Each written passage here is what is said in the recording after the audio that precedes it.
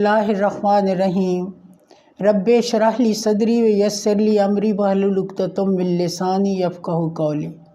معزز سامعین، میرا آج کا موضوع ہے محمد صلی اللہ علیہ وسلم پوری انسانیت کے لیے کامل معیار ہیں۔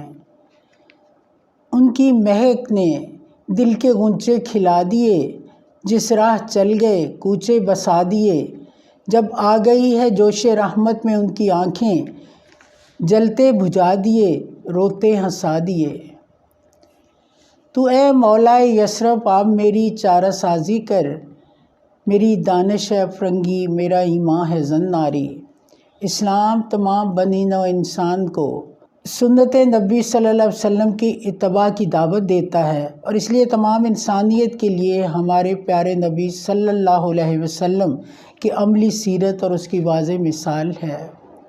نبی اکرم صلی اللہ علیہ وسلم کی زندگی ہر طائفہ انسانی، ہر حالت انسانی کے مختلف مظاہر کے لیے کامل اخلاق کا مجموعہ ہے۔ بے شک حسن خلق کو خدا کے نور کا درجہ حاصل ہے، جس کی روشنی میں چشم بصیرت منور ہوتی ہے اور حسن صفات کی معرفت حاصل ہوتی ہے۔ حکمہ کا قول ہے کہ تہذیب اخلاق ایک روشن چراغ ہے، جس کی روشنی میں آدمی سرداری کی منزل پر پہنچتا ہے۔ حضور اکرم صلی اللہ علیہ وسلم کی ذات بابرکات اخلاق و سیرت کے اعتبار سے وہ منور آفتاب ہے، جس میں ہر خوبی کی جھلک، ہر رنگ کا حسن ہے۔ حسن یوسف دم عیسیٰ ید بیضا داری، آنچ خوباں ہمہ دارن تو تنہا داری۔ آپ صلی اللہ علیہ وسلم کی ذات پاک میں حضرت عیسیٰ علیہ السلام کا حلم، اور حضرت موسیٰ علیہ السلام کا جوش، اور حضرت ایوب علیہ السلام کا صبر موجزن تھا۔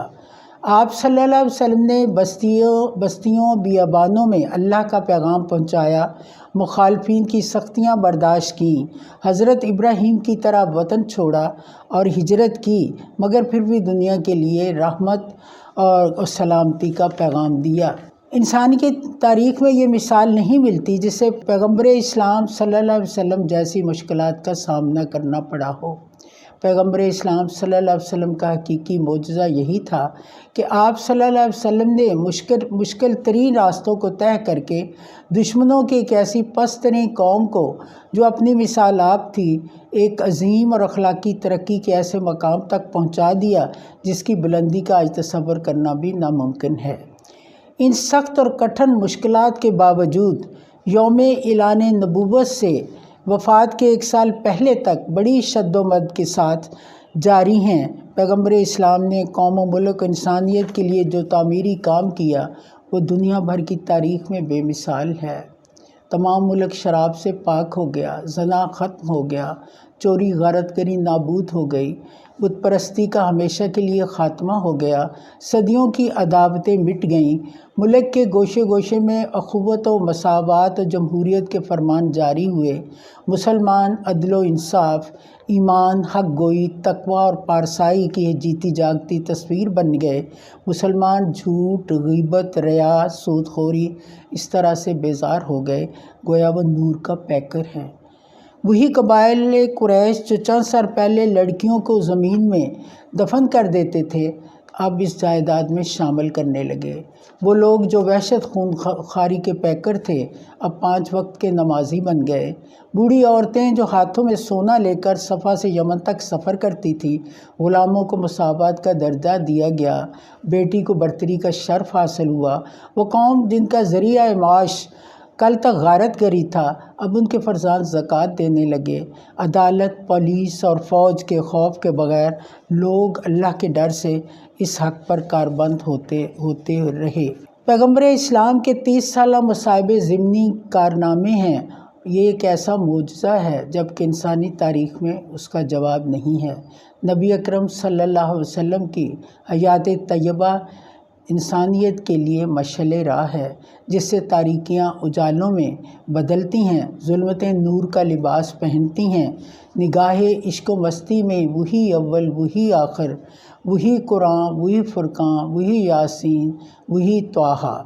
6 صدی عیسوی تھی جب اخلاقی اور روحانی اقدار ناپید تھیں، جب ساری کائنات بد اعتقادی، بد اخلاقی اور حیا سوز رسم و رواج کے سیاہ بادل چھائے ہوئے تھے۔